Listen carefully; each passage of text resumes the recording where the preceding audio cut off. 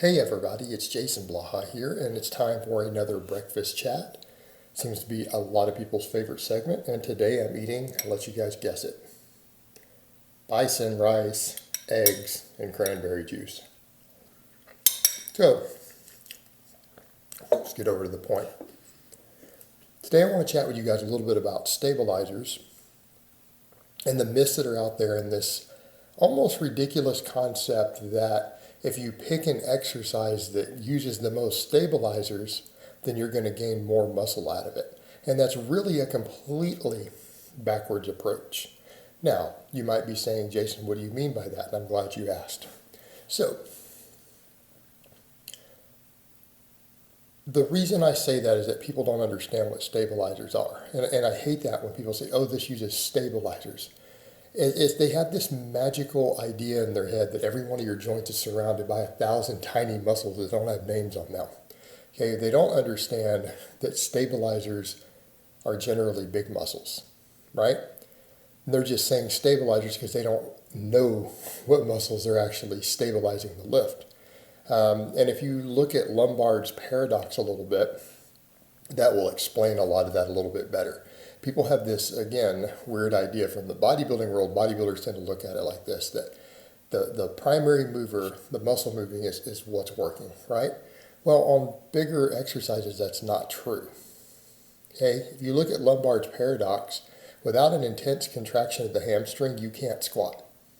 Okay, the hamstrings are a stabilizer. And when we start looking at these things, particularly on eccentric reps, you use more stabilizers on the eccentric rep. Okay, but that's a perfect example would be the hamstring. Hamstring is a major stabilizer on the squat. How about bench press? I will give you what's one of the biggest stabilizers on the bench press? Anyone know? Take a guess. The biceps. So when someone says, well, this uses more stabilizers, if you use dumbbells, you use more stabilizers than with a barbell. Yeah, that's true. It uses more bicep. But the question becomes, how meaningful is that really? Do any of you out there know anyone ever who has built massive biceps from doing dumbbell presses for their chest? Maybe it contributes a little bit. But if they don't do any rowing, no chin-ups, no curls, have you ever seen anyone build big biceps from doing dumbbell presses for their chest? No. Some people will argue it barely builds triceps. Depending upon how you're built and your weak links, it might not even build your triceps, which are a primary mover. So what in the world makes you think it's going to build your biceps? But if we're selecting exercises because more stabilizers are used, then that's the logic we would use. That you are essentially implying that you can build big biceps purely by doing dumbbell chest presses. Because it's a stabilizer and it gets used more. The bicep gets used more than with a barbell. Bicep gets used more the wider you grip the barbell too.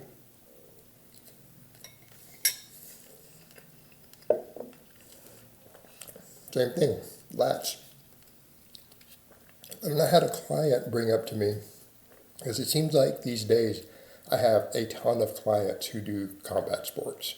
Now, what do I define as combat sports? MMA, BJJ, boxing, wrestling, or they're in the military. I count all those as combat athletes. I had a guy a while back, and we got in a debate on this. He's like, well, I think, and again, I always remind people, this is, when you hire a coach, it's not your job to think. Because people come up with this sort of silly stuff. I think that dips are better than bench press for MMA because it uses more stabilizers. Kind of like, well, what stabilizers do you think it's using that are so much better? And I'm not saying dips aren't a great exercise. I'm not even saying dips aren't a great exercise for a martial artist. I like dips. I think dips are a great exercise. I think a lot of martial artists could get real strong on weighted dips and it would help them. Why is it better? In fact, I made the counter argument to him that if he wanted more striking power, speed benching with bands would do more than dips would. And I'm like, I'm not saying you can't add dips as a supplemental lift then, But speed benching against bands is going to be way more specific. It's going to be way more specific to what you're doing. If you're wanting striking power or punching power, that's better.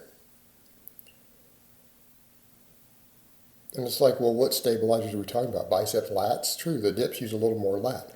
We come back over to the point. You ever seen anyone build massive lats from the dip?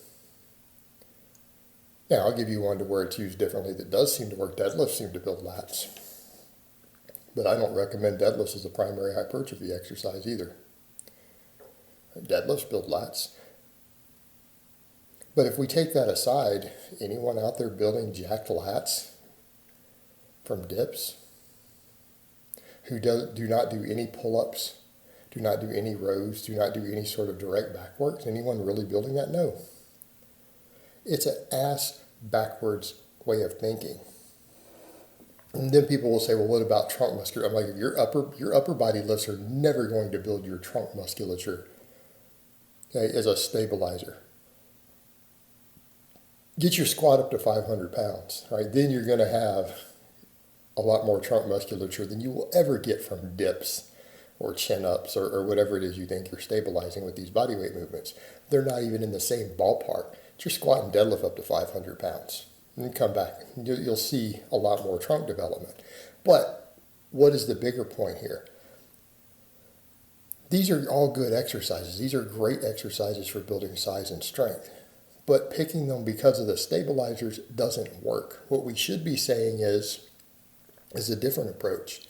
Hey, since I've got a lot of these stabilizers involved, if I want to get better at this big movement, maybe I should train those stabilizers. Because here's the thing, they're actively involved in these lifts. They can limit performance on these lifts. They may not get enough training stimulus to grow effectively from that lift by itself. So what would we say with that? Well, maybe if you want to get better at bench pressing, you should probably train your lats and rear delts and biceps. In fact, most of the top bench press coaches in the world would agree. Rows are a staple. For people who really specialize in the bench press, rows are a staple. And that's for a good reason. It builds the stabilizers of the bench. Rowing builds all the stabilizers of the bench press. Way better than the bench press can. Good mornings will build your squat. In fact, most of the same primary movers use at different ratios, but it uses more hamstring and the quads are a stabilizer. Okay? Whereas with the squat, the quads are a primary mover and the hamstrings are a stabilizer. But outside of that, they use all the same muscle groups as primary movers, or even the similar support. Well, what about all that support musculature? Okay, your core, your abs, your abdominals, your obliques, your spinal erectors. Yeah, they get worked on squats and deadlifts. But maybe training them directly, training your stabilizers will improve your squat and your deadlift. That's the way we should be looking at it. We shouldn't be looking at these big movements and saying, oh, I'm going to pick this movement because it utilizes all these stabilizers. We should be saying, since it uses the stabilizers and they may not be getting enough stimulus to grow really effectively on their own from this, maybe we should be training these stabilizers. Train them. It's a backwards mindset. Okay? It's a completely backwards mindset. People are not looking at it correctly. All right, guys, well, that's really all I have to say on that today. I hope it's been informative, and I will talk to you guys next time.